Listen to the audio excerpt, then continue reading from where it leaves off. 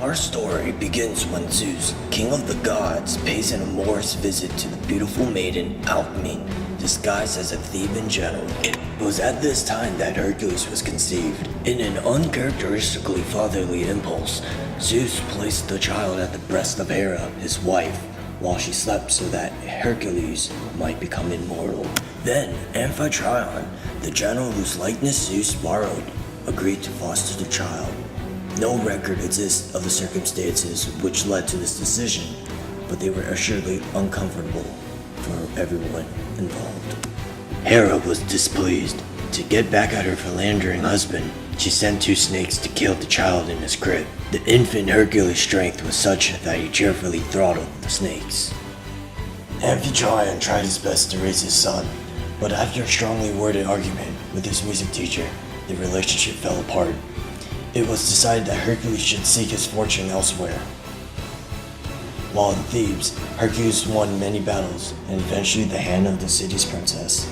He begat 2 children upon her and appeared ready to ride the great train for life. Alas, Hera sent a fit of madness upon Hercules, causing him to fly into rage.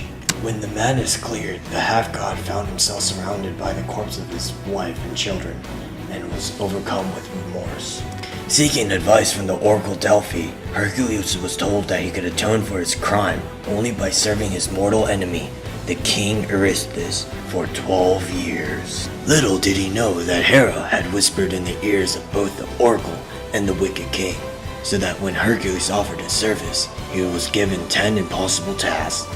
Surely he would fail, and so live in shame forever. Hera, however, had not reckoned on the courage and the resourcefulness of our hero. For the first task, Hercules was to slay the Nemean lion, a beast so powerful that no weapon could pierce its hide. Hercules strangled the cat and skinned it with its own claws, gaining a set of impenetrable lion-skin armor for his trouble. Next, Hercules was to slay the Lernaean Hydra, which grew 2 heads for every one that was chopped off. Quick thinking and teamwork soon made short work of the beast, which could not regrow heads cauterized by fire. Third, to capture the Methian boar, which our hero did. 4, to catch the Cyrenian stag, a creature so swift it could outrun an arrow in flight. 5th was to kill the Stymphalian birds, a massive flock of birds which were owned by the god of war. 6th was to clean the Augean stables in just 1 day. These stables were housed by thousands of cattle and had not been cleaned for 30 years. The 7th of the 10th labors was to capture the Cretan, a mad bull that the god of sea had sent to terrorize Crete. Hercules choked the bull into submission and captured it alive. The 8th was to steal man-eating horses from the giant. So naturally, Hercules killed the giant and fed his body to the horses. The 9th was to steal the girl of the Queen of Amazons. While this seemed to be an easy task, Hera deceived the Amazons to believe that he was going to abduct their queen. The Amazons attacked and the queen was killed.